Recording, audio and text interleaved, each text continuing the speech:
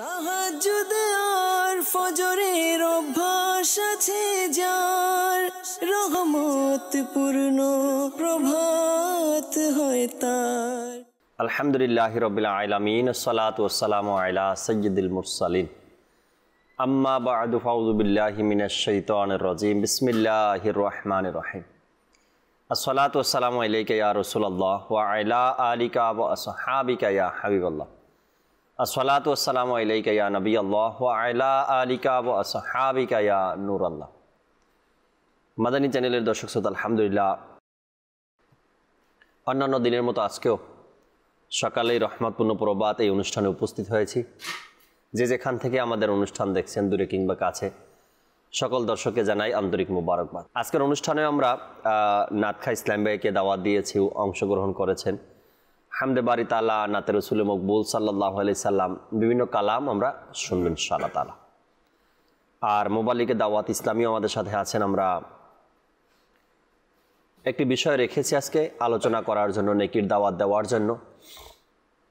দাওয়াত ইসলামের যে উদ্দেশ্য, আমাকে নিজের এবং সারা দুনিয়ার মানুষের সংশোধনের চেষ্টা করতে হবে ইনশাআল্লাহ তাআলা। এই উদ্দেশ্যকে সামনে রেখে মাদানী চ্যানেলের যে দিন দিন সামনের দিকে অগ্রগতি, আর এরই ধারাবাহিকতা আলহামদুলিল্লাহ আজকের একটি বিষয় আমরা নিয়েছি আলোচনা করার জন্য, নেকির দাওয়াত দেওয়ার জন্য।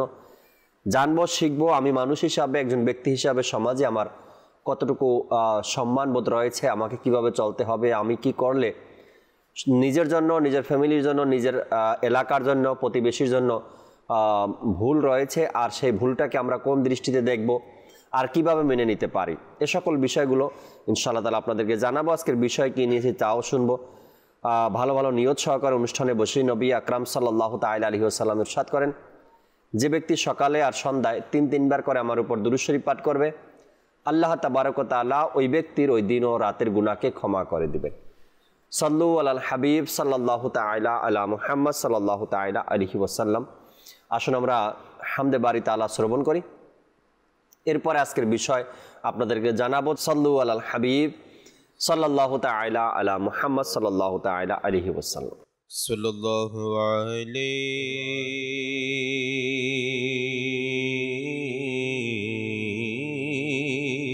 ইয়া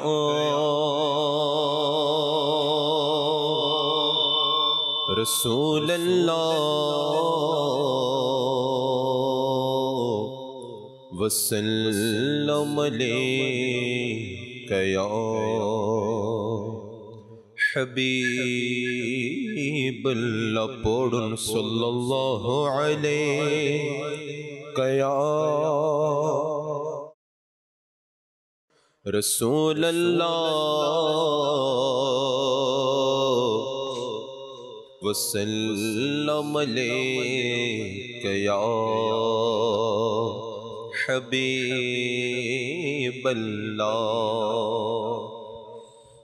সুবহানাল্লাহ সুবহানাল্লাহ সুবহানাল্লাহ সুবহানাল্লাহ সুবহানাল্লাহ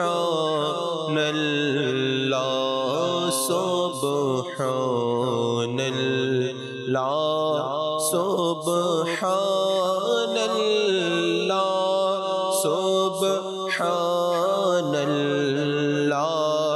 সুবহানাল্লাহ সুবহানাল্লাহ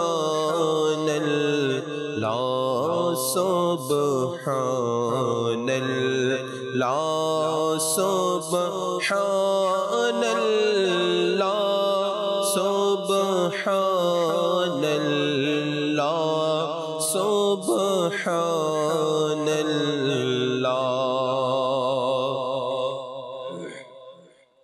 হে খালিক মালিক রব মহান, সুবহানাল্লাহ সুবহানাল্লাহ।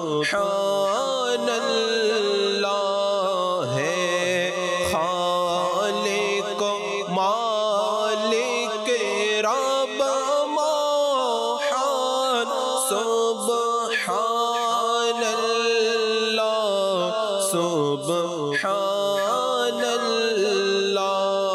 তুমি প্রভু আমার আমি বান্দা তোমার সুবহানাল্লাহ সুবহানাল্লাহ সুবহানাল্লাহ সুবহানাল্লাহ সুবহানাল্লাহ সুবহানাল্লাহ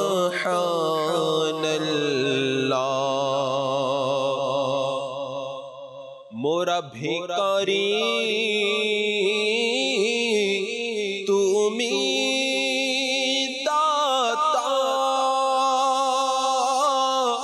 মোরা বান্দা তুমি মওলা মোরা ভিখারি তুমি দাতা মোরা বান্দা তুমি মওলা মুখ পেকে তোমার ফকির বাদশাহ সুবহানাল্লাহ সুবহানাল্লাহ সুবহানাল্লাহ সুবহানাল্লাহ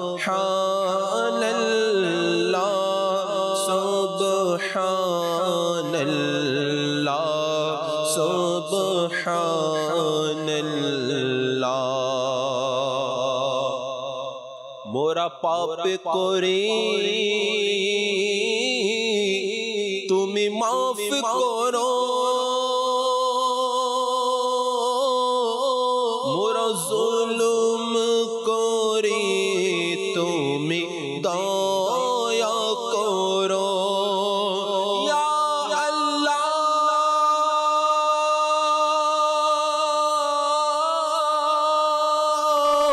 ইয়া আল্লাহ মোরা পাপ করে তুমি মাফ করো মোরা জুলুম করে তুমি দয়া করো মোরা জুলুম করে তুমি দয়া করো ঘিরে আছে তোমার দয়ায় দুনিয়া সুবহানাল্লাহ সুবহানাল্লাহ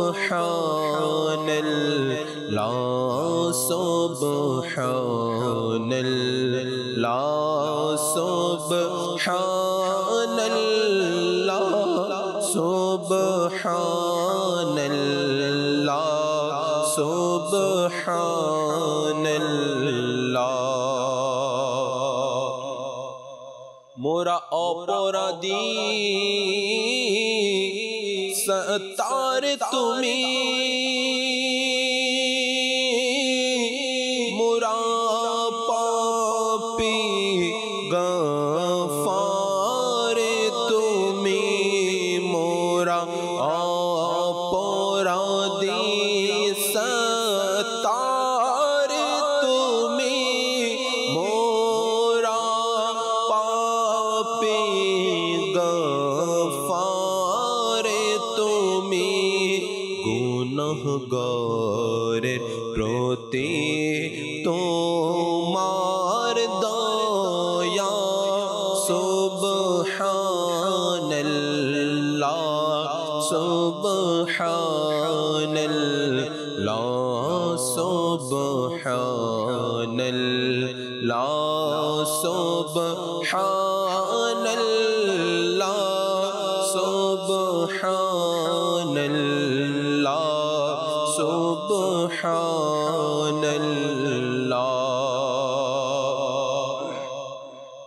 এ সালিক অপরাধিয়া জি শূন্য আমল নামা নি হাজির এ সালিক অপরাধিয়া জি শূন্য আমল নামা নিয়ে হাজির করো দান ক্ষমা নবীর উসিলায় সুবহানাল্লাহ সুবহানাল্লাহ সুবহানাল্লাহ সুবহানাল্লাহ সুবহানাল্লাহ সুবহানাল্লাহ।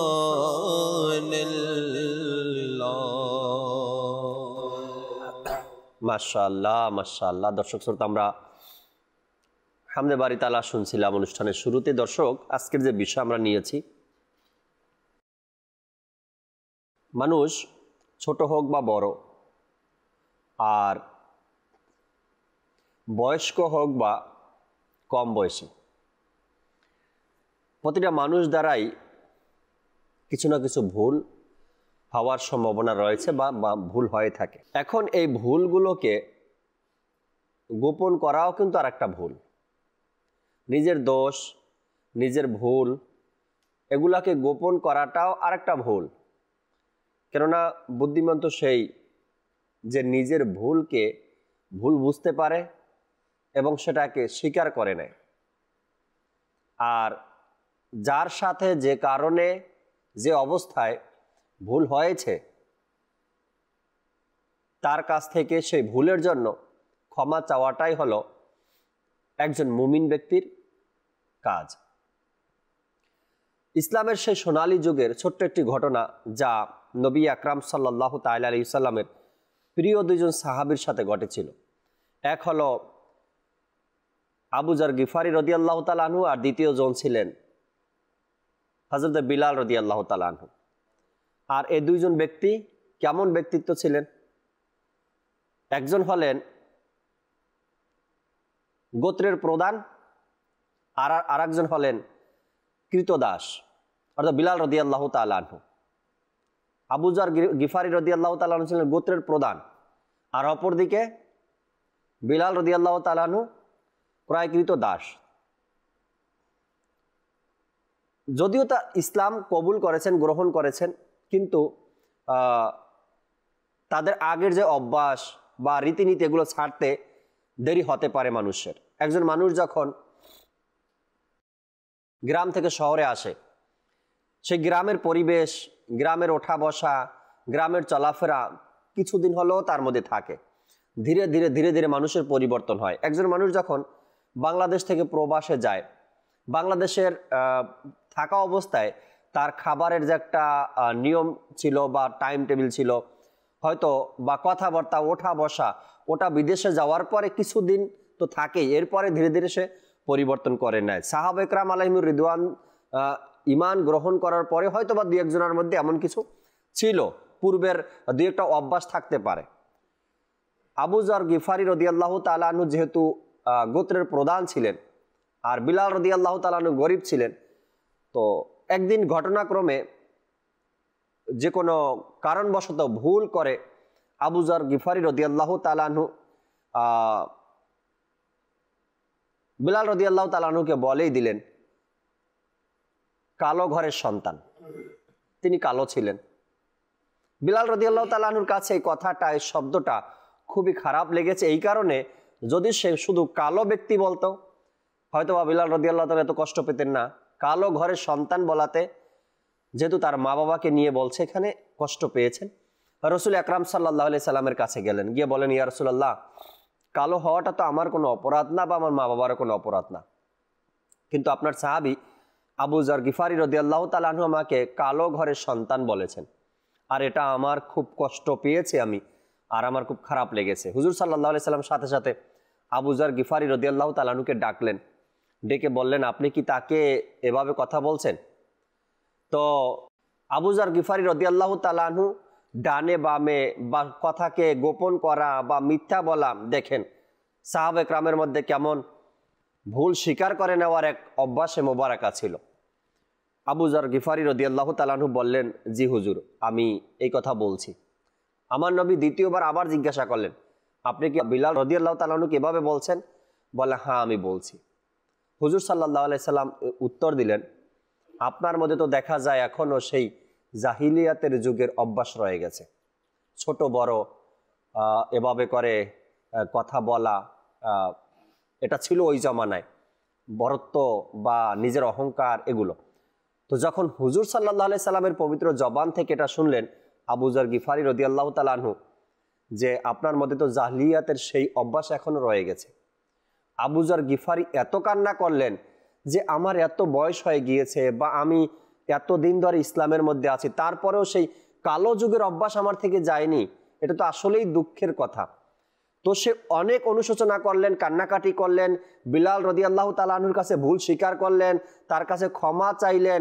তখন আর তার মধ্যে সেই বরত্ব বা ওই আগের কথাগুলো কাজ করতেছে না। আমার নবী বলছেন কি আপনার মধ্যে এখনো তো জাহলিয়াতের যুগের সেই অভ্যাস রয়ে গিয়েছে। আবু যর গিফারি রাদিয়াল্লাহু তাআলা নবীর কাছে ক্ষমা চাইলেন, বিলাল রাদিয়াল্লাহু তাআলার কাছে ক্ষমা চাইলেন, তওবা করলেন। বাস যা করার অনুশোচনা তার মধ্যে এতভাবেই চলে আসলো, সে অনেক কান্না করছেন। রাসূল পাক সাল্লাল্লাহু আলাইহি সাল্লাম মুস্কি হেসে দিয়ে উত্তর দিলেন, এটাই তো আমার সুন্দর ইসলাম। যখন কোনো ব্যক্তি ভুল করে তার ভুলকে দেখিয়ে দেওয়া হয়, আর সে স্বীকার করে নেয়, ভুল থেকে বেরিয়ে আসে, এটার নামই হলো সুন্দর ইসলাম। আজ আমাদের সমাজের মধ্যে ভুল নেই কোথায়? ভুল আছে, তবে ভুলের উপরে আবার ভুলও আছে। সেটা হলো সে ভুলকে গোপন করা, ভুলকে লুকানো, ভুল থেকে নিজেকে পর্দায় রাখা। আমার ভুলটা যেন কেউ স্বীকার করিয়ে না দেয়, আমার ভুলটা যেন কেউ দেখিয়ে না দেয়। দর্শক শ্রোতা, অপরাধ স্বীকার করে নেওয়া এটা ভালো গুণ, আর সেই অপরাধকে লুকানো, অপরাধকে আরো গোপন করা, সেই অপরাধকে গোপন করতে গিয়ে আরো 4-5টা অপরাধ করা, এটা অপরাধীরও অপরাধ। এই কারণে ভুল স্বীকার করা আর নিজ অপরাধ স্বীকার করা নিয়ে আজ আমরা আলোচনা করব। স্টুডিওতে সৈয়দ আল ফেসানি ভাই আমাদের সাথে আছেন। আমরা গুরুত্বপূর্ণ কিছু কথা আজ শুনবো, যাতে করে পারিবারিকভাবে হোক, ব্যক্তি জীবনে হোক, সামাজিক জীবনে হোক, ভুল যেটা সেটা ভুল। আপনি শত চেষ্টা করলেও সে ভুলটা কখনো সঠিক কাজ হবে না, আর সেটা সঠিক নয়। এই জন্য ভুলটাকে স্বীকার করে নেওয়া একজন মূল্যবান ব্যক্তির কাজ। আসবো বাপুর কাছে, কিছু মাদানী ফুল শুনি, এরপরে দর্শকের কলের দিকে যাবো ইনশাআল্লাহ তাআলা। জি বাপু, আজকের বিষয় অপরাধকে স্বীকার করে নেওয়া, ভুলকে স্বীকার করে নেওয়া। খুব সেন্সিটিভ বিষয়। মুমিন ব্যক্তি বলতেই তার ভুল হবে, পাপ হবে, এবং তিনি এই পাপকে মোচন করার জন্য অনুশোচনা করবেন মহান রব তাআলার দরবারে। ভুল স্বীকার করে তওবা করবেন, আর যার বদৌলতে তার মর্তবা আল্লাহ তাআলা বাড়িয়ে দিবেন। সুবহানাল্লাহ। তো দুইটি জিনিস আপনি যে কথাগুলোর ইঙ্গিত দিয়েছেন, এবং পাশাপাশি শরীয়তের দিক থেকে যে কথাগুলো রয়েছে, জি, দুইটা একটু ভিন্ন। অপরাধ স্বীকারও করতে হবে কিছু জায়গায়, অপরাধ স্বীকার করাও যাবে না কিছু জায়গায়। শরীয়তের পরিভাষায় কিছু ভুল আছে যে ভুলগুলোর অপরাধ স্বীকার করা যাবে না, যে আমি এই কাজটা করে ফেলেছি, তাহলে আরেকজন সাক্ষী হয়ে যাবে, লোক সমাজে সেটা বলা যাবে না। আবার কিছু ভুল আছে যে ভুলের অবশ্যই স্বীকার করতে হবে যে আমার থেকে ভুল হয়েছে, আমাকে মাফ করে দিন। এখানে বান্দার হক এবং আল্লাহ পাকের হকের ব্যাপারে আসছে। আল্লাহ পাকের হকের ক্ষেত্রে আমরা নামাজ রোজা ক্ষেত্রে যদি দেখি, কেউ নামাজ আদায় করেনি, এটা নিঃসন্দেহে অনেক বড় একটা ভুল। নামাজ না পড়া ব্যক্তি এবং নামাজ পড়া ব্যক্তির সাথে যেই তুলনা করা হয়েছে, সেটা এক হচ্ছে মুসলমান, সে নামাজ আদায় করবে, মুসলমানের পরিচয় হচ্ছে নামাজ আদায় করবে, আর অমুসলিমদের পরিচয় হচ্ছে সে নামাজ আদায় করবে। জি। তো এই নামাজ যিনি আদায় করবে না, এটাও তো তার মস্ত বড় একটা ভুল। এখন এই ভুলের ক্ষেত্রে সে আল্লাহ তাআলার দরবারে ক্ষমা চাইবে। জি। লোক সম্মুখে বলা যাবে না যে আমি নামাজ পড়ি না, অথবা আমি আজকের ফজরের নামাজ পড়িনি, আজকের আমি জোহরের নামাজ পড়ি নাই, এই কথাগুলো আমাদের সমাজের মধ্যে অহরহ দেখবেন। ভাই বোনকে বলে দেয়, বোন ভাইকে বলে দেয়, স্বামী স্ত্রীকে বলে দেয়, স্ত্রী স্বামীকে বলে দেয়, অথবা বন্ধু বন্ধুকে বলে দেয়, ছাত্র ওস্তাদকে বলে দেয়, ইত্যাদি ইত্যাদি। আজকে অনেক লেট করে ঘুমিয়েছিলাম, ফজরের নামাজে উঠতে পারিনি। ওহো, মানুষের কাছে এই জিনিসটা প্রচার করা, ফলাও করা। রোজা তো রাখার কথা ছিল, কিন্তু কি করব, দুর্ভাগ্যবশত ঘুম, ফরজ রোজা, ঘুমাতে পারি, মানে ঘুম থেকে উঠতে সেহরিও করতে পারি না, রোজাও রাখতে পারিনি। তো এই ধরনের যে কথাগুলো রয়েছে, এই কথাগুলো আপনি মানুষের মাঝে বলাটা সমীচীন হবে না এবং মানুষ থেকে গোপন করতে হবে। তেমনইভাবে কেউ অনেক বড় গুনাহ করে ফেলল, সেই গুনাহের কথাগুলো মানুষের কাছে বলা যাবে না। তাহলে বললে এই মানুষটাও সাক্ষী হয়ে গেল, আর সাক্ষী হয়ে গেলে তখন মাফ পেতে এবং মাফ চাওয়াতে এবং কিয়ামতের দিন মাফ হতে হয়তো সময় লেগে যেতে পারে। আল্লাহ তাআলা মহান, আল্লাহ তাআলার দয়া অনেক বড়, রহমতের দরজা অনেক বড় রয়েছে। সুবহানাল্লাহ। পুরো পৃথিবীর মানুষের জাহেলিয়াত, পুরো পৃথিবীর মানুষের গুনাহ, পুরো পৃথিবীর মানুষের নাফরমানি যদি একদিকে রাখা হয়, আরেক দিকে আল্লাহ রহমত রাখা হয়, তাহলে আল্লাহ তাআলার রহমত অনেক বড়। সুবহানাল্লাহ, সুবহানাল্লাহ।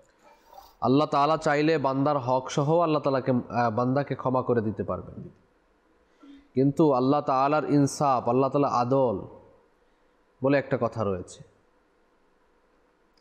এখন কেউ যদি মনে করে যে আল্লাহ তাআলা কোনো কাফিরকেও মাফ করে দিতে পারে, তাহলে এটা কি আদল ও ইনসাফের পরিপন্থী না? আল্লাহ তাআলা এই ব্যাপারে কোরআন কারীমের মধ্যে ঘোষণা দিয়ে ফেলেছেন। কারণ এটা হচ্ছে আল্লাহ তাআলার সাথে একটা আছে যে আপনার আল্লাহ তাআলা সকল কিছুর ক্ষমতাশালী। এখন এই ক্ষমতাশালী বলতে গিয়ে কিছু মানুষ বলে ফেলে, যাদের আকীদা খারাপ, যার বদ আকীদা, বদ মাযহাবিহাত যার মধ্যে রয়েছে, বলে ফেলে ইন্নাল্লাহ আলা কুল্লি শাইইন কাদির। তো এই আল্লাহ তাআলা সকল বিষয়ের উপর কাদির রয়েছেন, ক্ষমতাবান রয়েছেন। এখন আল্লাহ তাআলা মিথ্যার মধ্যেও ক্ষমতাবান রয়েছেন, নাউযুবিল্লাহ। তো এই ধরনের কি অনেক জিনিস, উক্তি মানুষের মুখ থেকে চলে আসে। তো এই যে ব্যাখ্যাগুলো আপনাকে আমাকে শিখতে হবে, জানতে হবে যে কোন কথাটা, কোন জিনিসটা। এখন আমি তো এজন্য দেখবেন বাংলা ব্যাকরণের মধ্যে তুই, তুমি, আপনি তিনটি কথা এসেছে। তুই কোথায় ব্যবহার করবেন, তুমি কোথায় ব্যবহার করবেন, আপনি কোথায় ব্যবহার করবেন। জি। তেমনইভাবে আরবি সাহিত্যের মধ্যেও বিভিন্ন শব্দাবলী রয়েছে। এই শব্দাবলীর বিভিন্ন শব্দ, বিভিন্ন শব্দের বিভিন্ন আপনার অর্থ হয়ে থাকে। এই কোন অর্থটা আপনি কার শানে ব্যবহার করবেন সেটা আপনাকে আমাকে জানতে হবে, বুঝতে হবে। যেমন মহান রব তাআলা ঘোষণা দিয়েছেন, আমি সকল গুনাহকে ক্ষমা করব, শিরক করা, আমার নবীর শানে দুশমনি করা, এগুলোকে আমি ক্ষমা করব না, ঠিক না? তো এই যে আল্লাহ তাআলার ঘোষণাগুলো আমাদেরকে মানতে হবে। তো তেমনিভাবে অপরাধ স্বীকার করা, এটা কোথায় স্বীকার করতে হবে এই ইলমটাও আমাদের জানতে হবে, এই জ্ঞানটুকু আমার থাকতে হবে।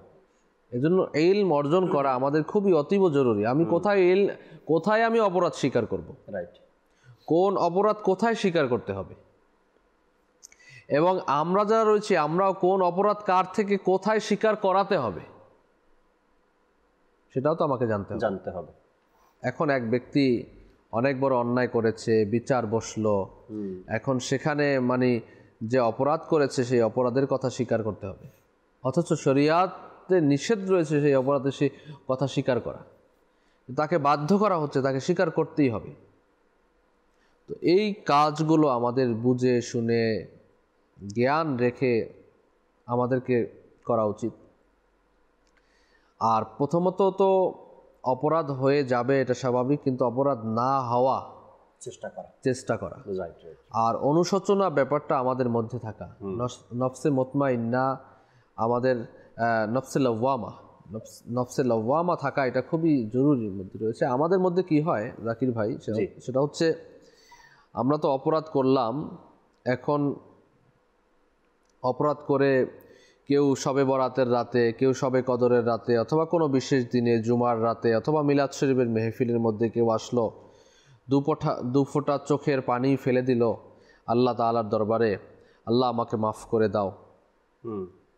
এখন এই দু ফোঁটা চোখের পানি ফেললো, আল্লাহ তাআলার দরবারে কাঁদলো, এখন সে যে মাগফিরাত হয়েছে অথবা ক্ষমা হয়েছে তার তো কোনো গ্যারান্টি এখনো পাওয়া যায়নি, ঠিক না? জি জি, এখনো পাওয়া যায়নি। হ্যাঁ, গুনাহ মাফ হওয়ার একটা অপশন যে মাফ হয়েছে একটা আলামত কি, আলামত হিসাবে বুজুর্গানি কিরাম লিখেছেন যে সেই গুনাহ তার থেকে সংগঠিত হবে না। তো এখন তার মধ্যে একটা বেপরোয়া মনোভাব যদি চলে আসে, আমি আল্লাহ তাআলার দরবারে ক্ষমা চেয়ে নিয়েছি, এখন বেপরোয়া মনোভাব, এমনটা না। তেমনইভাবে মানুষের ক্ষেত্রেও এটা, কেউ মানুষ থেকে অন্যায় করে ফেলেছে, কেউ মানুষের হক নষ্ট করেছে, কেউ মানুষকে ধোঁকা দিয়েছে, কেউ মানুষের মাল আত্মসাৎ করেছে, কেউ মানুষকে গালি দিয়েছে, কটূক্তি করেছে, ইত্যাদি ইত্যাদি। জি, এখন বেপরোয়া হয়ে যাওয়া, তার থেকে মাপ চেয়ে নিয়ে এখন তার থেকে বেপরোয়া হয়ে যাওয়া যে আমি তো মাপ চেয়ে নিয়েছি, এখন আর কি, এরকমটা না। বুজুর্গানে দ্বীনের অভ্যাসের মধ্যে এর পরিবর্তন লক্ষ্য করা যায়। সুবহানাল্লাহ। বুজুর্গানি কিরামগণ যখন তাদের থেকে কোনো অন্যায় তো হতোই না, কিন্তু তাদের চোখে যেটা অন্যায়, আমাদের চোখে সেটা অন্যায়ও হবে না, তাদের চোখে যেটা অন্যায়, সেই অন্যায়টা, সেই ভুলটা স্বীকার করে অনুশোচনা করতেন, অনুশোচনার উপর অনুশোচনা, এবং এটা নিয়ে তারা সবসময় ভীত সন্ত্রস্ত থাকতেন। তওবা তো করে নিয়েছেন, কান্নাকাটি করছেন, তারপরেও তাদের মনের মধ্যে ভয় থাকতো, হায় না জানিয়ে ওই পাপের কারণেই আল্লাহ আমাকে পাকড়াও না করে দেন, ভয়, ভিতরে ভয় কাজ করে। সেই ভয়টা কিন্তু আমাদের মাঝে নেই, আমরা বেপরোয়া হয়ে যাচ্ছি। দোষ স্বীকার করা ভালো কথা, দোষ স্বীকার করার পরে ওই দোষের জন্য বেপরোয়া না হয়ে যাওয়া, ওই দোষের জন্য আমি নিজেকে সব সময়ের জন্য অপরাধী মনে করি। রাইট। অপরাধী মনে করতে থাকা, জি, যে আমি তো এই অপরাধ করেছি। এখন ওইটাই হয় কি, তওবা করার পরে বা ভুলটা স্বীকার করার পরে নিজেকে উন্মুক্ত মনে করি, আমি তো তওবা করে নিয়েছি বা ভুল স্বীকার করে নিয়েছি। এটার নাম এটা না কি আপনি আবারও ওই কাজটা করার সুযোগ পাবেন, এটার নাম তওবা নয়, আর এটার নাম ভুল স্বীকার নয়। ভুল স্বীকার তো ওটাই যে ভুলটা আমি করছি সেখান থেকে বেরিয়ে আসতে চাই, আর সেই ভুলটা যেন আমার দ্বারা দ্বিতীয়বার না হয়, এটার নামই হলো তওবা। যদি আমরা দিনের ক্ষেত্রে দেখি তো এটার নাম তওবা, আর যদি দুনিয়াবি ক্ষেত্রে দেখি তো এই ভুলটা স্বীকার করে নেওয়া এবং ব্যক্তির কাছে ক্ষমা চাওয়া। আল্লাহ তাআলা বোঝার তৌফিক দিক। আল হোসেনি বাপুর কথা থেকে এই একটা বিষয় বুঝে আসলো কি, ভুল স্বীকার করার দুইটি দিক রয়েছে।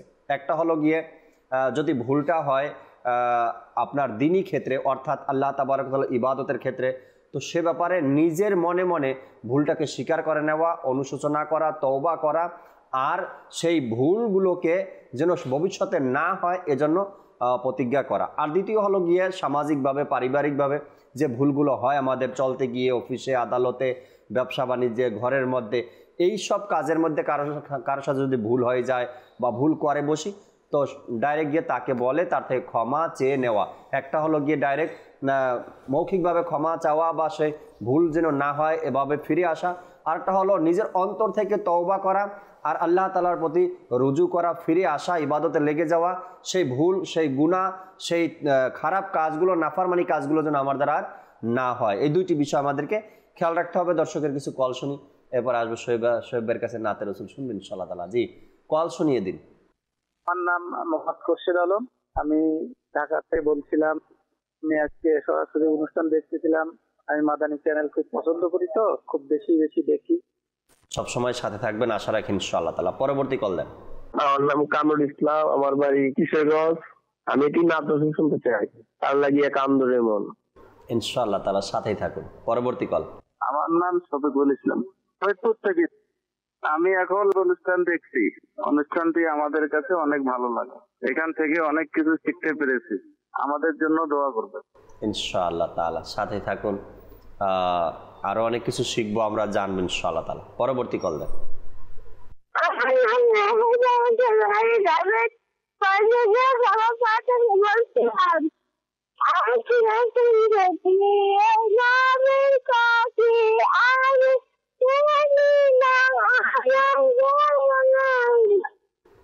মাশাআল্লাহ মাশাআল্লাহ, আল্লাহ তাআলা বরকত দান করুন। পরবর্তী কল দেন। মাশাআল্লাহ, মারহাবা। মাদানী চ্যানেলের মধ্যে এখন যে প্রোগ্রাম চলতেছে, আলহামদুলিল্লাহ এই প্রোগ্রাম অনেক বেশি ভালো লাগে।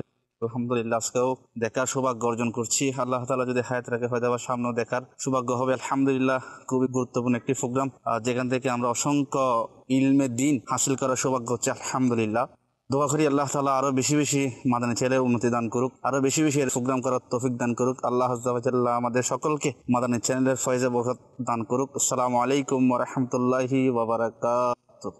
ওয়া আলাইকুম আসসালাম ওয়া রাহমাতুল্লাহি ওয়া বারাকাতুহু। আল্লাহ তাআলা কবুল করে নিক আপনার দোয়া, আল্লাহ তাআলা মকবুল কবুল করে নিক, সেই দোয়া করে আমরা নাতে রাসূলে মকবুল সাল্লাল্লাহু আলাইহি ওয়াসাল্লাম শুনি, এরপরে আবার আলোচনা করব। সাল্লু আলাল হাবিব সাল্লাল্লাহু তাআলা আলা মুহাম্মদ সাল্লাল্লাহু তাআলা আলাইহি ওয়াসাল্লাম। সাল্লাল্লাহু তাআলা আলাইহি ওয়া আলিহি ওয়াসাল্লাম। নয়নের মনি মক্কে মদনী, মনের ধনি মক্কে মদনী, নয়নের মনি আমার নয়নের মনি মক্কে মদনী, মনের ধনি মক্কে মদনী। সর্বপ্রথম সৃষ্টি মক্কে মদনী, আকা সর্বপ্রথম সৃষ্টি মক্কে মদনী, জ্যোতি নূরের জ্যোতি মক্কে মদনী, জ্যোতি নূরের জ্যোতি মক্কে মদনী, মনের ধনি আমার মনের ধনি মক্কে মদনী, নয়নের মনি মক্কে মদনী। গুনাহের সাগরে ডুবে আছে আকা, গুনাহের সাগরে ডুবে আছে, উদ্ধার করো আমায় আকা, উদ্ধার করো আমায় মক্কে মদনী, মনের ধনি মক্কে মদনী। আজরাইল যখন সামনে আসিবে আমার, আজরাইল যখন সামনে আসিবে আকা, আজরাইল যখন সামনে আসিবে, চেহারা দেখায় আকা, চেহারা দেখায় মক্কে মদনী,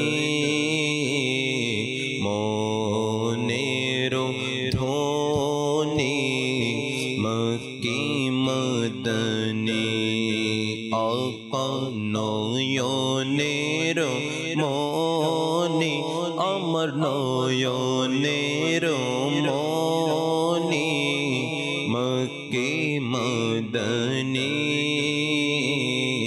মনের ধনি মক্কি মদনী অন্ধকার কবরে যখন রাখিবে ইয়া রাসূলুল্লাহ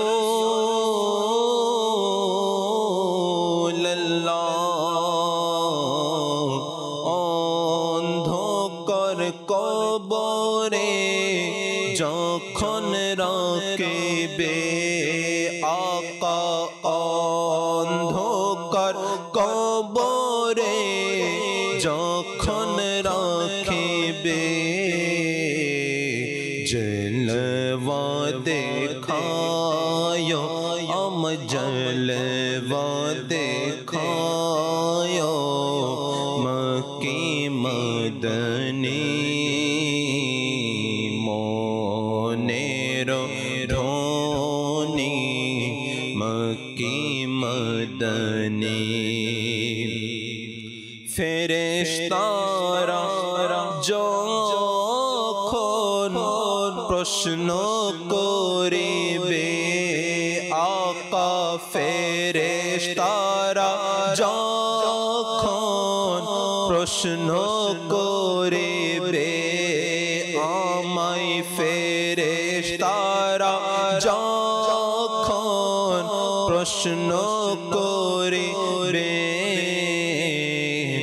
উম্মত বলে ডাকিও আমায় উম্মত বলে ডাকিও মক্কি মদনী মনের ধনি মক্কি মদনী জান্নাতে যখন কদম রাখিবেন আকা জান্নাতে যখন কদম রাখিবেন আকা জান্নাতে যখন কদম রাখিবেন আম খাদিম বানায় আম খাদিম বানায় আম খাদিম বানায় মক্কি মদনী জ্যোতি নূরের জ্যোতি মক্কি মদনী আকা নয়নের মনি আকা নয়নের মনি মক্কি মদনী মনের ধনি মক্কি মদনী আল্লাহ সুবহানাল্লাহ। নাতে রসুলে মকবুল সাল্লাল্লাহু তাআলা আলাইহি ওয়াসাল্লাম শুনতে থাকবো, নিজের ঈমান তাজা করতে থাকবো ইনশাআল্লাহ তাআলা। অনেকে আমাদের সাথে আছেন ফেসবুকে, কয়েকজনের নাম পড়ি, এরপর ইনশাআল্লাহ তাআলা আসবো আবার আলোচনায়। আসসালামু আলাইকুম। ওয়ালাইকুম আসসালাম রহমতুল্লাহ। আজকের বিষয় খুবই ভালো। যাদের ভুল হয়ে থাকে অনেকেই স্বীকার করতে চায় না, অস্বীকার করে এবং নিজের ভুল থেকে বাঁচতেও চায় না। জি, এমন হয় ভুল করার পরে স্বীকার করে নেওয়া মনে করে এটা অপমানজনক, আর ভুল স্বীকার করে নিলে হয়তো বা সামাজিকভাবে যেগুলো হয় পারিবারিকভাবে অপমানিত হতে হবে, বা ভুল স্বীকার করলে হয়তো বা আমাকে জরিমানা করবে, এমন কিছু ভাবে।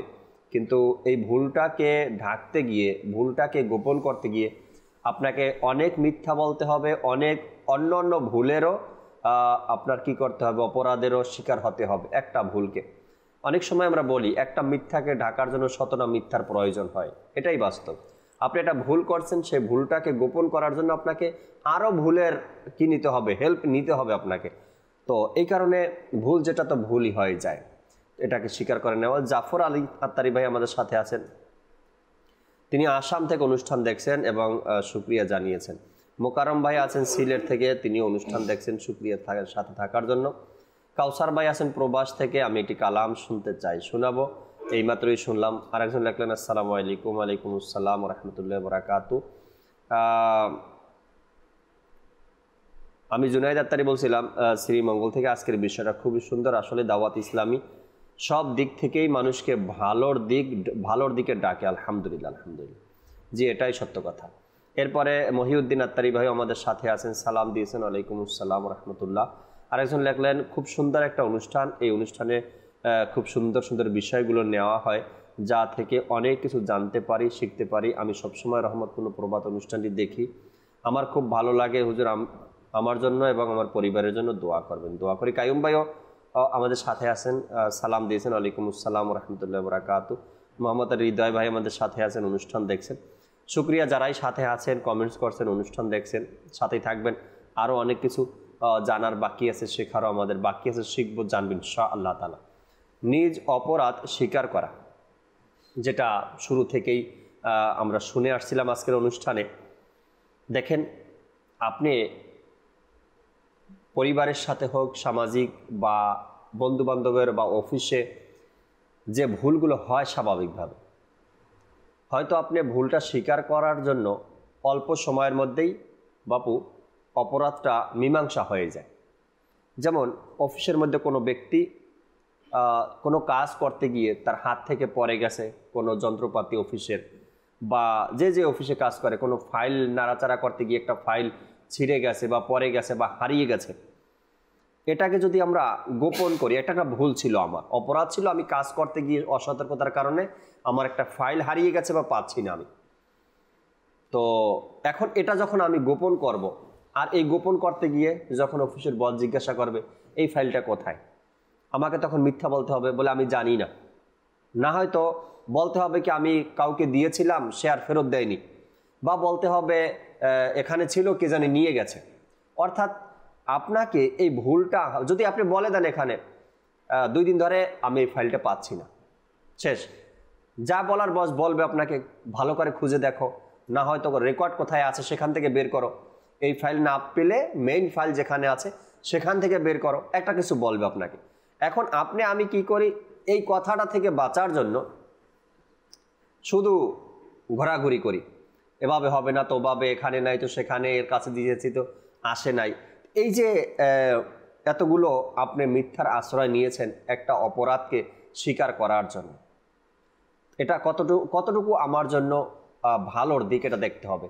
আর এটার যে প্রভাব রয়েছে, ভুল অস্বীকার করা এবং ভুলের মধ্যে থেকে যাওয়া এবং এই ভুলকে ঢাকার জন্য, ভুলকে গোপন করার জন্য আরও মিথ্যা বলা, এটার প্রভাব কতদিন আপনার আমার মধ্যে থাকবে একবার চিন্তা করি। এর যে প্রভাব আছে কতদিন থাকবে। স্বাভাবিকভাবে যদি আমরা দেখি, যদি যেটা বললেন বাপু, শরীয়তের যে দিকগুলো রয়েছে, ইসলামের দিনই যে দিকগুলো রয়েছে, কোনো ব্যক্তি ফজরের নামাজ আদায় করেনি, আদায় না করার তো অনেক বড় একটা অপরাধ। এরপরে সে এটা মানুষকে বলে দেওয়া, বলে বেড়ানো, এটাও একটা অপরাধ। এরপরে যদি এই ভুলটা সারা জীবন থেকে যায় আপনার আমার মধ্যে, তো সেটা কত বড় অপরাধ। এগুলো বিষয় জানতে হবে, আমাদেরকে বুঝতে হবে যে আমি কোন কথা কোথায় বলবো, কিভাবে বলবো, কোন ভুলগুলো কোথায় স্বীকার করতে হবে, মনে মনে স্বীকার করতে হবে, নাকি যার সাথে ভুল হয়েছে তার সামনে গিয়ে আমাকে স্বীকার করতে হবে। সব কিছু আমারে জেনে শুনে এরপরে কাজগুলো আমাদের করা উচিত। আরও কিছু মাদানী ফুল আমরা বাপু থেকে শুনি, এরপরে আবারও দর্শক আপনাদের কল শুনবেন। আমি বলছিলাম বেপরোয়া হয়ে যাওয়া, জি, ওখান থেকে শুরু করতে চাই যে আমরা গুনাহ করলে অথবা অপরাধ করলে পরক্ষণে তওবা যদি নসিব হয়েও যায়, তাহলে আবার বেপরোয়া হয়ে যায়। এই বেপরোয়া হওয়াটা আমাদের জন্য খুবই লোকসানের দিকে। জি জি। এবং যখন আপনি এই ভুল স্বীকার করেছেন, ভুল হয়েছে আপনার, আপনি তওবা করেছেন, এখন কি হয়েছে, যদি আপনি এইগুলো মনে রাখেন, স্মরণে রাখেন, তাহলে পরবর্তীতে গুনাহগুলো হবে না। রাইট। আর যদি আপনি মনে না রাখেন, স্মরণ না রাখেন, অথবা এটার ব্যাপারে আপনি বেখৌফ হয়ে যান, আপনার আর কোনো ভয় নেই এই ব্যাপারগুলো, তাহলে আপনার মধ্য থেকে এই গুনাহগুলো হওয়ার প্রবণতা আরও বেড়ে যাবে, বারবার হওয়ার প্রবণতা হবে। কেউ নামাজ কাজা করলো, আল্লাহ তাআলা দরবারে তওবা করলো, এখন এই নামাজ কাজা করার যে শাস্তি, যে ব্যক্তি এক ওয়াক্ত নামাজ কাজা করবে তার নাম জাহান্নামের ওই দরজায় লিখে দেওয়া হয় যে দরজা দিয়ে সে প্রবেশ করবে। আল্লাহ আল্লাহ আল্লাহ আল্লাহ। এখন এই কথাটা তার স্মরণে রাখতে হবে। এখন না আমি নামাজ কাজা করেছি, আমি তো মাফ চেয়ে নিয়েছি, তাহলে দেখা যাবে যে ওর থেকে আবার কি এই নামাজ কাজা হওয়ার প্রবণতা বাড়তে থাকবে, বাড়তে থাকবে, বাড়তে থাকবে। কেউ কারোর সাথে অন্যায় করলো, কেউ কারো আপনার হক আত্মসাৎ করলো, টাকা পয়সা আত্মসাৎ করলো, এখন তাকে তো এটা ফেরতও দিতে হবে, তওবা করলেই তো হবে না। জি, আপনি টাকা পয়সা আত্মসাৎ করেছেন, জমি জমা নিয়েছেন, তো তাহলে আপনাকে কি করতে হবে? ওই বান্দার কাছ থেকে মাপও চেতে হবে এবং আপনাকে যেগুলো আপনি আত্মসাৎ করেছেন সেই আত্মসাৎকৃত সামানগুলো তাকে দিয়ে দিতে হবে।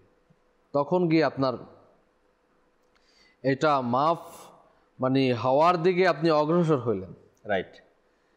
আপনি কোনো দেশে গেলেন, ভিসা পাওয়ার জন্য কিছু রিকোয়ারমেন্ট থাকে, আপনি এনআইডি কার্ড করবেন, এর কিছু রিকোয়ারমেন্ট থাকে। রাইট। আপনি কোথাও জব করবেন, জব করার সার্কুলার যখন ছাড়ে তখন রিকোয়ারমেন্ট থাকে। আপনি ফর এক্সাম্পল বাংলাদেশ সেনাবাহিনীতে যোগ দিবেন, এখানে রিকোয়ারমেন্ট থাকে আপনাকে এতটুকু লম্বা হতে হবে, এতটুকু আপনার বুক চওড়া হতে হবে, আপনার ওয়েট এত হতে হবে, এতটুকুই হতে হয়, এর বেশি কম হলে আবার একটা সমস্যা হয়ে যায়। এখন আপনি গুনাহ করে ফেলেছেন, তওবাও করলেন, কিন্তু আপনাকে এই ব্যাপারগুলো মনে রাখতে হবে। মনে রেখে রেখে রেখে রেখে না জানি আল্লাহ আমাকে পাকড়াও করে ফেলে, না জানি আল্লাহ আমাকে পাকড়াও করে ফেলে, আল্লাহ আমাকে পাকড়াও করিয়েন না, বারবার বারবার আল্লাহ তাআলার দরবারে ফরিয়াদ করা, যে কোনো জায়গাতেই হোক না কেন।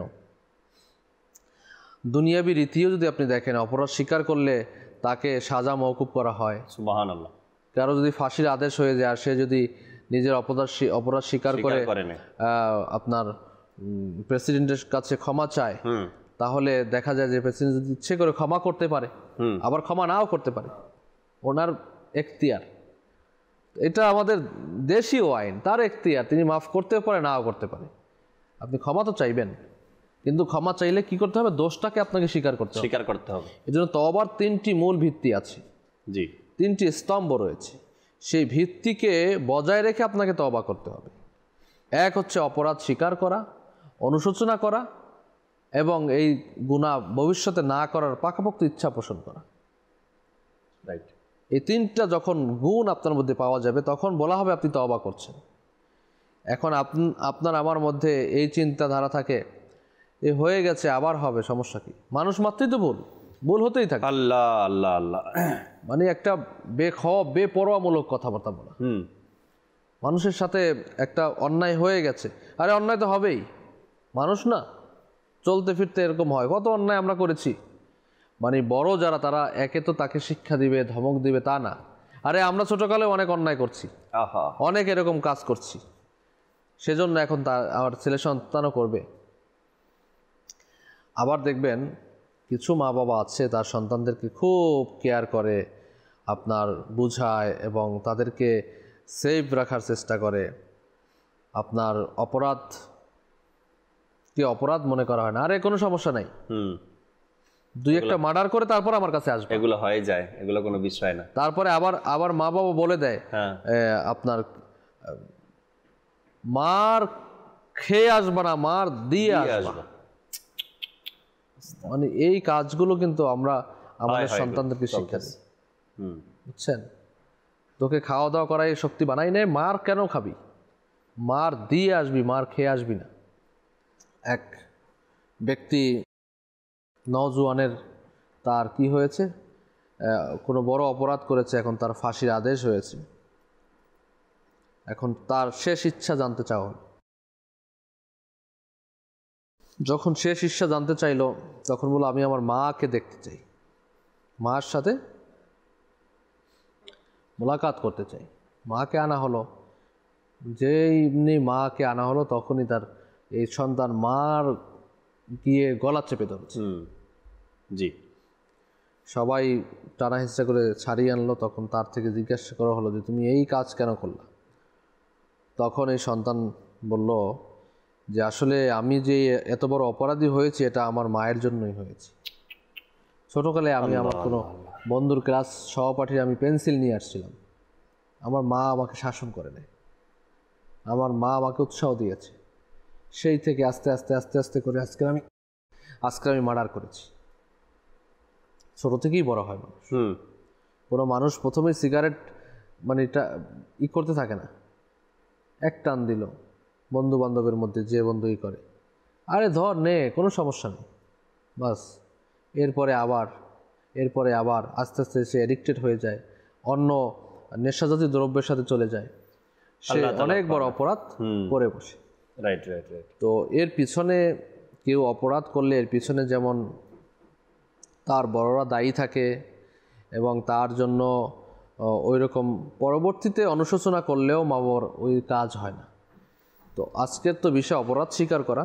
জি। তো আপনাকে আমাকে আমরা যারাই রয়েছি আমাদেরকে অপরাধ স্বীকার করতে হবে, বেপরোয়া হওয়া যাবে না। অপরাধ স্বীকার করার পরেও নিজের মধ্যে ভয় থাকতে হবে।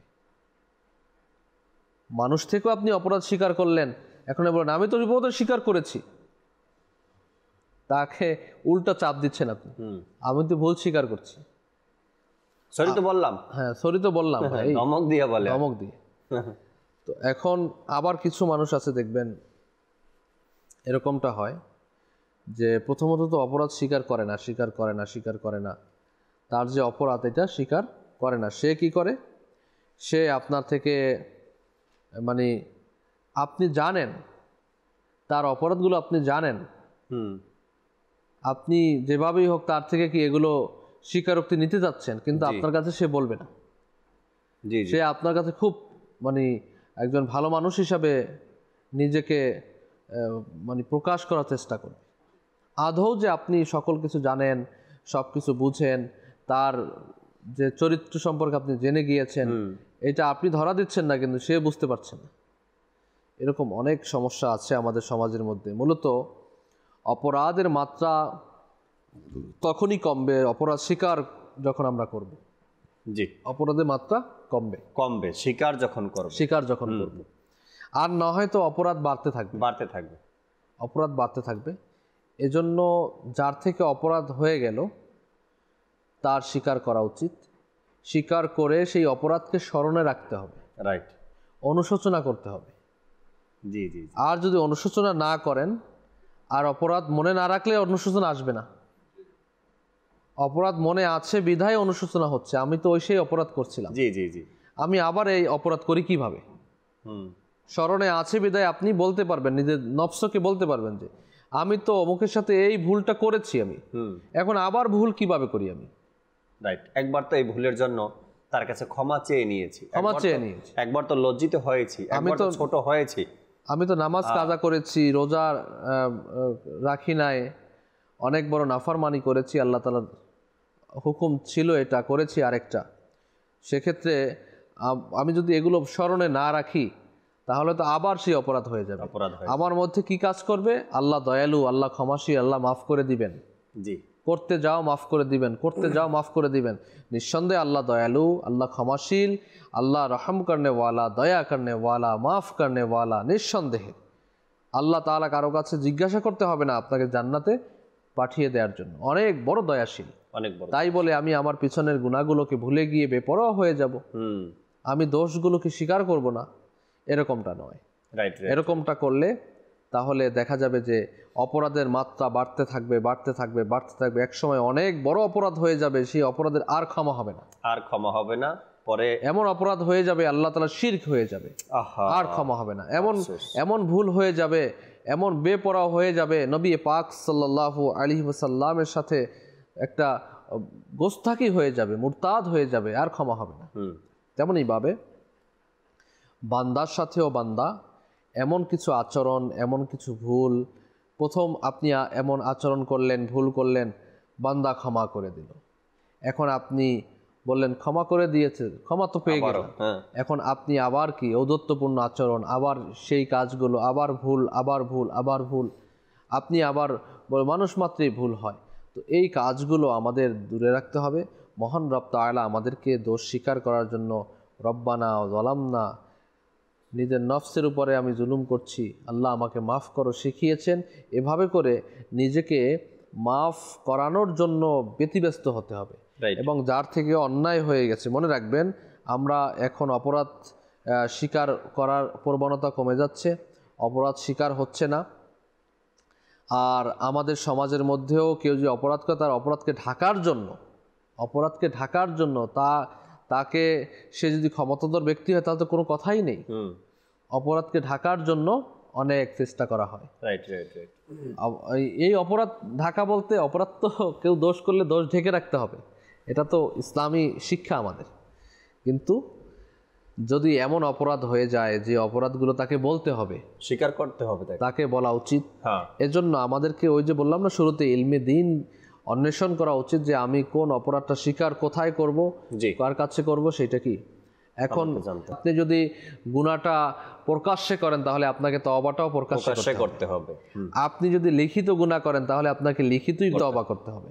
আপনি অপ্রকাশ্যে গুনাহ করেছেন, অপ্রকাশ্যেই তওবা করতে হবে। এখন ফর এক্সাম্পল, সমাজের অনেক কর্তা ব্যক্তিত্ব অথবা সমাজে অনেক বড়, অথবা যিনি স্পিচ করেন, বয়ান করেন, ওয়াজ নসিহত করেন অথবা বক্তব্য দেন, তার কথা মানুষ শুনে, তো এই ধরনের মানুষ থেকে যদি কোনো অন্যায় অথবা কোনো স্লিপ অফ টাং হয়ে গেছে, আপনার জিহ্বা থেকে কোনো একটা বের হয়ে গেছে, এখন আপনি এটাকে ক্ষমা কিভাবে চাইবেন? এখন নিজে নিজে ক্ষমা চাইলে হবে না, এটাকে আপনাকে এলান করতে হবে, এলানিয়াতভাবেই, যে আমি এই কথা থেকে রুজু করলাম, জি, ফেরত আসলাম। এই ভুলটাই বা কয়জনে স্বীকার করতে পারে? এখন আমরা কথা বলছি না, এখন হতে পারে কোনো একটা ভুল মুখ থেকে বের হয়ে যেতে পারে। আমিরুস সুন্নাত অনেকবার দেখবেন, অনেকবার আমিরুস সুন্নাত অনেকবার এভাবে করে মাদানী মুজাকারার মধ্যে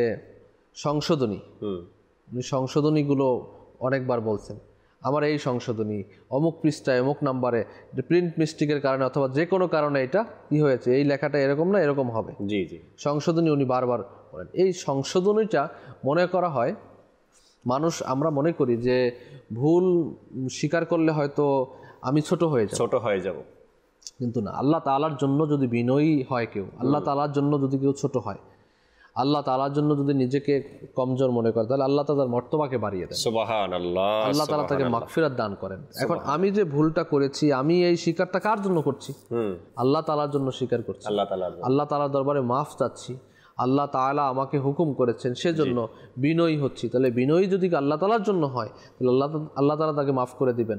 এখন আমাদের মধ্যে এই প্রবণতা থাকে না, এজন্য যিনি এভাবে সবার সম্মুখে যতগুলো মানুষ ছিল, যারা ছিল, তাদের কাছে অন্যায় হয়েছে, ভুল হয়েছে সবার মাঝে, আবার যদি কেউ যদি লিখে বইয়ের মধ্যে, কিতাবের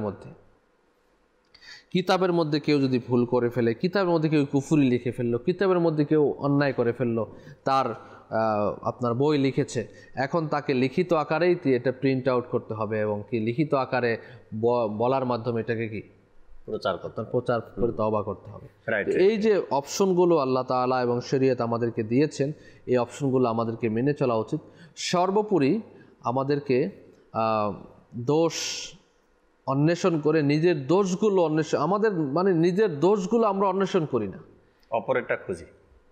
কিতাবে বর্ণিত রয়েছে ওই ব্যক্তি সর্বাপেক্ষা উত্তম যে নিজের সমালোচনা নিজে করেন, নিজের দোষ নিজে অন্বেষণ করেন। এখন নিজের দোষগুলো আমরা অন্বেষণ করি না, শুধু মানুষের দোষ অন্বেষণ করি, মানুষের সহানুভূতি পাওয়ার জন্য, মানুষের কাছ থেকে একটু এক্সট্রা কিছু পাওয়ার জন্য, অন্যের দোষ আমরা খুঁজে বেড়াই যে অমুকের এই দোষ, অমুকের সেই দোষ। নিজের দোষটাকে গোপন রাখার জন্য অন্যের দোষ আমরা খুঁজে বেড়াই। রাইট। এখন দেখবেন যে ভাই বোনের মধ্যে অথবা দুই ভাই কোনো অন্যায় হয়ে গেছে, এখন এক ভাইয়ের প্রতি কি করবে? ব্লেম দেওয়া শুরু করবে, দোষ চাপানো। কারণ ওই যে নিজের যে অপরাধটা আছে, এই অপরাধটা ঢাকার জন্য সে তার উপরে ব্লেম দিচ্ছে। Right right. এরকম আমাদের সমাজের মধ্যে যে একজনের দোষ হয়েছে, দোষটাকে ঢাকার জন্য সে কী করবে, একটা কথা আছে না আমাদের, চোরের মায়ের বড় গলা, এরকম সিস্টেম একটা মানে হয়ে যায় আমাদের সমাজের মধ্যে। নিজে তো অপরাধ করেছে, এখন এই অপরাধটা যাতে করে হয়ে এজন্য কি হয়, চড়াও হয়ে যায়, তার উপরে ব্লেম দেওয়া শুরু করে দেয়, এইটা সেইটা এই সে, এভাবে করে আমাদের সমাজের মধ্যে হয়ে যায়। কিন্তু অপরাধ স্বীকার করে নেয়া, নিজেকে ছোট হয়ে যাওয়া, নিজেকে কমজোর মনে করা, এটা আমাদের সমাজ থেকে আস্তে আস্তে উঠে যাচ্ছে। আর এই কারণে অপরাধ আজকাল সমাজের মধ্যে বেড়েই চলেছে। দর্শক শ্রোতা, যখন আপনি ঘরের মধ্যে কোনো অপরাধ করলেন, এমন একটা দোষ করলেন, এমন একটা ভুল করলেন যে ভুলের কারণে আপনাকে অনেক লজ্জিত হতে হলো, অর্থাৎ এমন একটা পরিবেশ সৃষ্টি হয়ে গেল, আপনি যে সকালে মুখ দেখাবেন মা বাবাকে, ভাই বোনের সামনে যাবেন, ওই পরিস্থিতিটাও নাই। আপনার কাছে মনে হয় এর চাইতে এখান থেকে চলে যাওয়াটাই ভালো। অনেকেরই এমন অভ্যাস, কি করে অপরাধ করতে করতে করতে করতে এমন একটা পর্যায়ে গিয়ে পৌঁছে যায়, তখন মন চায় নিজের ঘর বাড়ি ছেড়ে চলে যায়।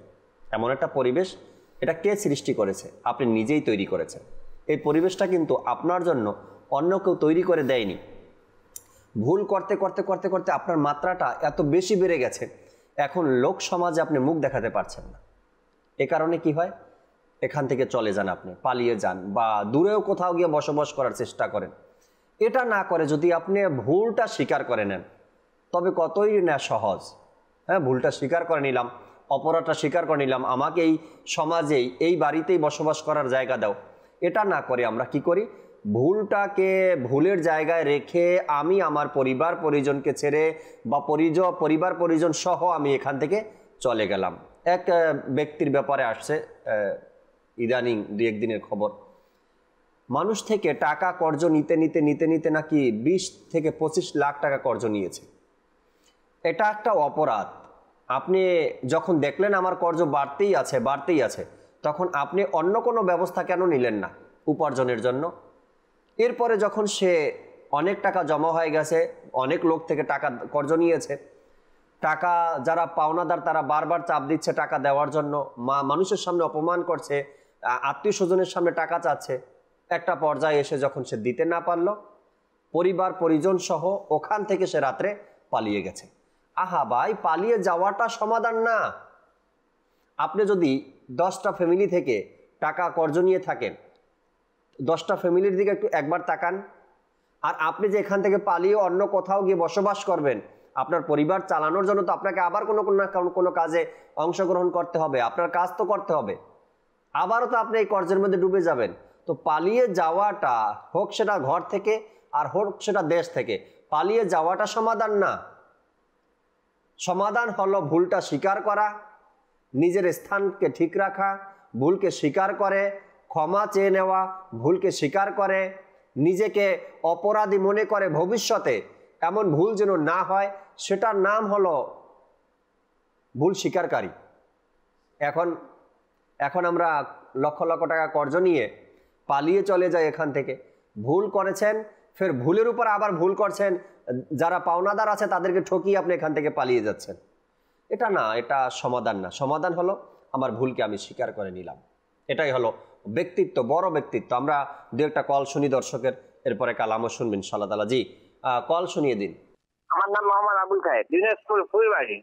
আমি একটি নাচ শুনতে চাই, সোনার মদিনা প্রাণের মদিনা। সব ভুলিব কিন্তু তোমায় ভুলতে পারি না। ইনশাআল্লাহ তাআলা সাথেই থাকুন, শোনানোর চেষ্টা করব। পরবর্তী কল দেন। আমার নাম চুন্নু মিয়া, আমি নারায়ণগঞ্জ সোনার থেকে।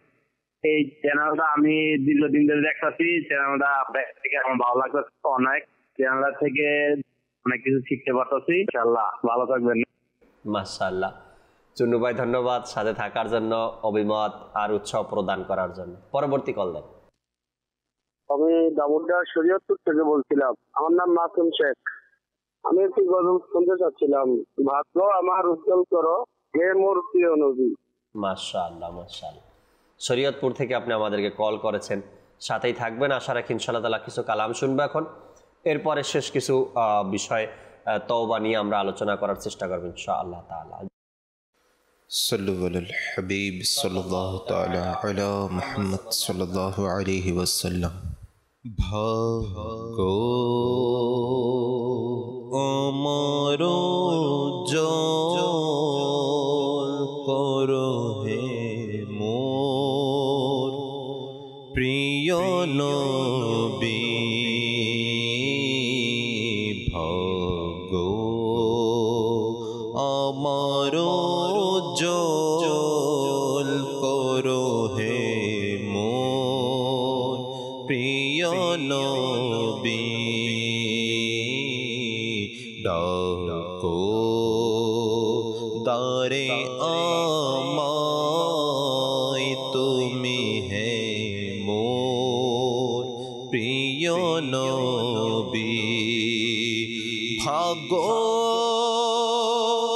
আমার জল করো হে মোর প্রিয় নবী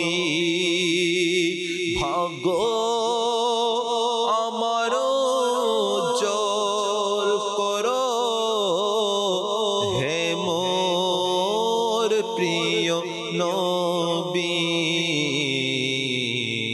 ডারে ডাকো আমায় তুমি হে মোর প্রিয় নবী বুকে আছে কাবা আর অন্তর জুড়ে মদিনা বুকে আছে কাবা আর অন্তর জুড়ে মদিনা নয়নে ছে যাও মারে হে মোর প্রিয় নবী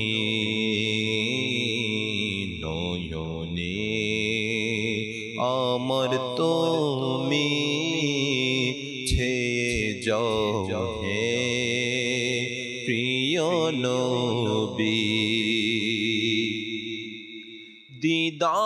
দিদার পাবার আশায় আমি হয়ে আছি বেকুল দিদার পাবার আশায় আমি হয়ে আছি বেকুল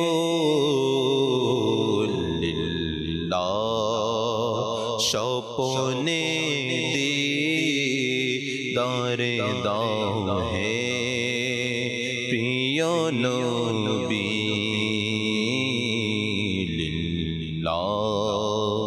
স্বপনে দিদারে দাও হে প্রিয় নবী कर लगिया कंदोरे मन कर लगिया बंदो कर लगिया कंदोरे मन कर लगिया बंदो क्यों तो तुम्हारा पन हबे ना ना ना ना जे जन हबे आपनार से तो मदीना मदीना जे जन हबे आपना से तो मदीना ए दुनियार अपन जना आज के आचे कल के नाई ए दुनियार अपन जना आज के आचे कल के नाई दयाल नबी मायार नबी आपनो सदाय आपनो सदाय एमन आपन तिनी एमन आपन तिनी झरनाय उपमा जे जन हबे आपनार से तो मदीना जे जन हबे आपना से तो मदीना कबर हाशर पुल सिराते कोनो आपन हबे ना कबर हाशर হাসর পুলসিরাতে কোনো আপন পাবে না, যে জন পাবে সেই জন হবে শাহে মদিনা, শাহে মদিনা।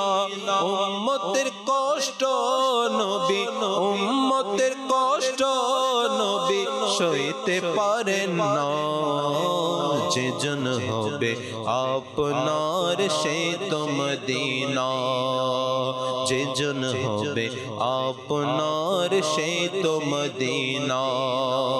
নিজের জন্য দয়াল নবী একটুও কাঁদেন নাই, নিজের জন্য মায়ার নবী একটুও কাঁদেন নাই। সারা জীবন কেঁদেছিলেন উম্মতের মায়ায়, উম্মতের মায়ায়।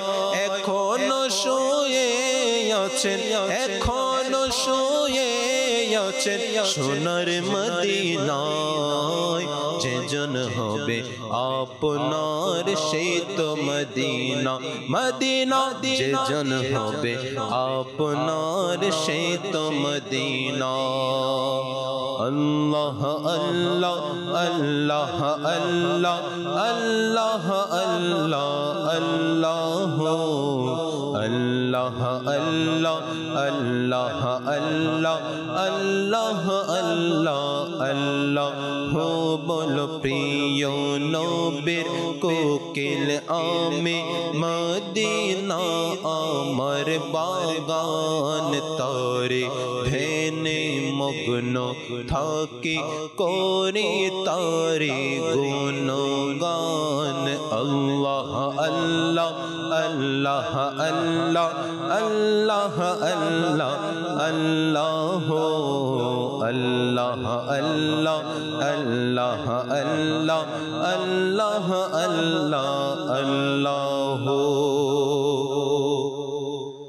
যে বাগানে দিনে রাতে আসে হাজার ফেরেশতা, যে বাগানে দিনে রাতে আসে হাজার ফেরেশতা, সেই বাগানে শুয়ে আছে নবীদের উপদেষ্টা, যে বাগানে দিনে রাতে আসে হাজার ফেরেশতা, সেই বাগানে শুয়ে আছে নবীদের উপদেষ্টা, সেই বাগানের জন্য আমি সেই বাগানে দেব প্রাণ, তরে ধ্যানে মগ্ন থাকি করি তারে গুণগান। বলো আল্লাহ আল্লাহ আল্লাহ আল্লাহ আল্লাহ আল্লাহ আল্লাহ আল্লাহ আল্লাহ আল্লাহ আল্লাহ আল্লাহ আল্লাহ আল্লাহ। সুবহানাল্লাহ সুবহানাল্লাহ। দর্শক শ্রোতা, আজকের যে বিষয় আমরা নিয়েছিলাম নিজ অপরাধ স্বীকার করা। নিজ অপরাধ স্বীকার করার ব্যাপারে একটি সূরা হুদের 52 নম্বর আয়াত থেকে এসেছে। অনাবৃষ্টি কেটে যায়, জমিন সুজলা সুফলা হয়ে ওঠে, শক্তি বৃদ্ধি পায়। হযরত হুদ আলাইহিস সালাতু ওয়াস সালাম তার জাতিকে বলেছিলেন, হে আমার কওমের লোকেরা, তোমরা তোমাদের রবের কাছে তওবা করো, ইস্তেগফার করো, তারপর তার দিকে প্রত্যাবর্তন করো। তিনি তোমাদের উপর মুষলধারে বৃষ্টি বর্ষণ করবেন এবং তোমাদের শক্তির সাথে শক্তি আরও বৃদ্ধি করবেন। তোমরা অপরাধী হয়ে বিমুখ হয়ে যেও না। অপরাধ স্বীকার না করে মুখ ফিরিয়ে নিও না, অপরাধ স্বীকার করে তওবা করে নাও। আর সুনান ইবনে মাজা শরীফের মধ্যে আসছে, দুশ্চিন্তা দূর হয়, রিজিক বৃদ্ধি পায়, বিপদ আপদ কেটে যায়। আব্দুল্লাহ ইবনে আব্বাস রাদিয়াল্লাহু তাআলা আনহু থেকে বর্ণিত, হুজুর সাল্লাল্লাহু আলাইহি সাল্লাম ইরশাদ করেন, যে ব্যক্তি নিয়মিত তওবা করে অর্থাৎ ইস্তেগফার করে, নিজের ভুল স্বীকার করে, আল্লাহ তাআলা তাকে প্রত্যেক বিপদ থেকে মুক্তির ব্যবস্থা করে দিবেন, সকল দুশ্চিন্তা থেকে মুক্তি দান করবেন এবং তাকে এমন স্থান থেকে রিজিক দিবেন যা সে কল্পনাও করতে পারবে না। আর পবিত্র কোরআনে সূরা আনফালের মধ্যে আল্লাহ তাআলা ইরশাদ করেছেন, তওবা করা অর্থাৎ ইস্তেগফার করা অবস্থায় আল্লাহ তাআলা তাদেরকে শাস্তি দিবেন না। তো তওবা, ভুল স্বীকার করা, এরপরে নিজের অপরাধকে স্বীকার করে নেয়া, এটা যেমনিভাবে আল্লাহ তাআলার দরবারেও পছন্দনীয়, তেমনি কোনো বান্দার সাথে, কোনো ব্যক্তির সাথে যখন আপনার ভুল হয়ে যায় তার থেকে সরি বলে নেয়া, ক্ষমা চেয়ে নেওয়া, অপরাধ স্বীকার করে নেওয়া ওই ব্যক্তির কাছে পছন্দনীয় না। হয়তো মানুষ বলে বারবার ভুল করে কিন্তু স্বীকার করতে চায় না, এ তো ভুল করতেই থাকে কিন্তু স্বীকার করার নামগন্ধ নেই। আরে ভাই, নিজের ভুলটা তো স্বীকার করে না একবার। আবার যদিও কোনো ব্যক্তি স্বীকার করে নেয়, চাপে পড়ে, কিন্তু তার মধ্যে সেই অহংকার থেকেই যায়। আরে সরি তো বললাম একবার, আবার কেন? আপনি শুনেননি আমি সরি বলছি, তো আবার কেন সেই কথাটা মনে করিয়ে দেন? আমি কি জেনে শুনে করছি নাকি? বাস, মানে ভুল তো স্বীকার করছে, ভিতরে কিন্তু একটু রেখা রয়ে গেছে অহংকারের, ওটা আপনাকে বারবার সারা জায়গায় ভুল তো স্বীকার করে দম্ভ করা। আপনার অপরাধ করে অপরাধী আপনার সমাজের মধ্যে দম্ভ করে চলা, এটা নিঃসন্দেহে গর্হিত কাজ এবং আল্লাহ তাআলার ক্রোধকে বাড়িয়ে দেয়। এজন্য এই কাজগুলো করা থেকে বিরত থাকা উচিত। জি। সেজন্য অপরাধ স্বীকার করার মধ্যেই আফিয়াত, নিরাপত্তা রয়েছে এবং ভবিষ্যৎ আমাদের জন্য ভালো, দুনিয়াও ভালো, আখিরাতেও ভালো রয়েছে। আর নয়তো এভাবে করে বাড়তেই থাকবে। আর এই বাড়ার দ্বারা আমাদের সমাজের মধ্যে অনাবৃষ্টি দেখা দিবে, আমাদের সমাজের মধ্যে মহামারী দেখা দিবে, আমাদের সংসারের মধ্যে অভাব অনটন ধরা দেখা দিবে, অশান্তি দেখা দিবে, এগুলোর জন্য। জি। আল্লাহ তাবারক ওয়া তাআলা আমাদেরকে নিজের ভুল থেকে বেরিয়ে আসা, ভুলগুলো স্বীকার করা, তওবা করা, আল্লাহ তাআলার দিকে প্রত্যাবর্তন হওয়া, ফিরে আসার তৌফিক দান করুন। দর্শক শ্রোতা, ইনশাআল্লাহ তাআলা আগামী আবারও রহমতপূর্ণ প্রভাত অনুষ্ঠানে উপস্থিত হব। নতুন একটি বিষয় আমরা রেখেছি, আলোচনা করব, শুনবো, জানবো, শিখবো ইনশাআল্লাহ তাআলা। ততক্ষণ মাদানী চ্যানেলের সাথেই থাকবেন। আসুন দাঁড়িয়ে সালাতু সালাম পাঠ করি। ইয়া নবী সালাম আলাইকা, ইয়া রাসূল সালাম আলাইকা, ইয়া হাবিব সালাম আলাইকা, সালাওয়াতুল্লাহ আলাইকা। হে মদিনার শ্রেষ্ঠ বাদশাহ, সালাতু সালাম। হে মদিনার শ্রেষ্ঠ বাদশাহ, সালাতু সালাম। আরশে আযমের তারকা, আরশে আযমের তারকা, আসসালাতু আসসালাম। হে মদিনার শ্রেষ্ঠ বাদশাহ, আসসালাতু আসসালাম। ফেরেশতারা পড়েন দুরূদ আল্লাহ তাআলার আদেশে।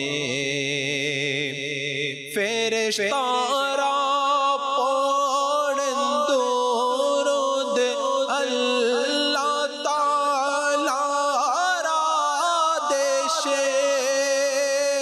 পড়িব না কেনই বা আমরা, পড়িব না কেনই বা আমরা, আসসালাতু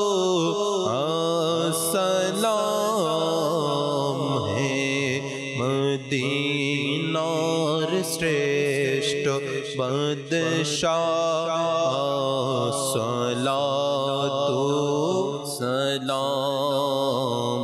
जब फरिश्ते कब्र में जलवा दिखाए आपका, जब फरिश्ते कब्र में जलवा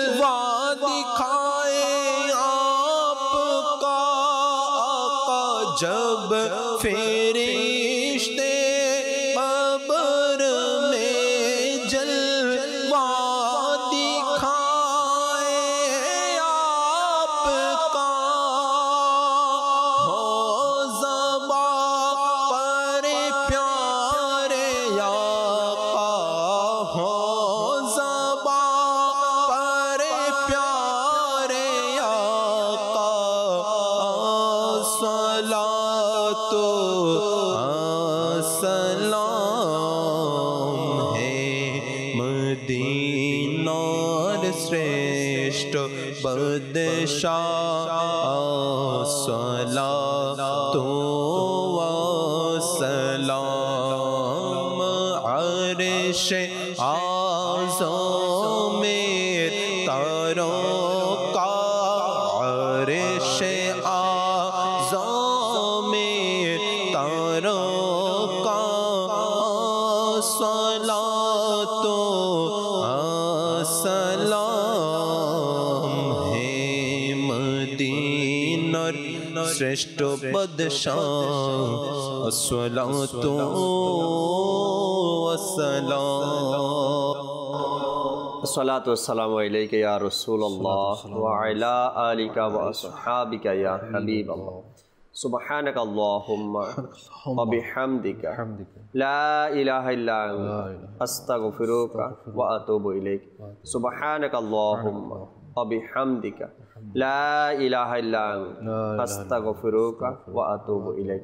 सुब्हानक अल्लाहुम्मा व बिहम्दिका ला इलाहा इल्ला अंता अस्तगफिरुका व अतूबु इलैक। सलातु वस्सलामु अलैका या नबी अल्लाह व अला आलिका व अस्हाबिका या नूर अल्लाह। তাহাজ্জুদ আর ফজরের অভ্যাস আছে যার, রহমত পূর্ণ প্রভাত হয় তার।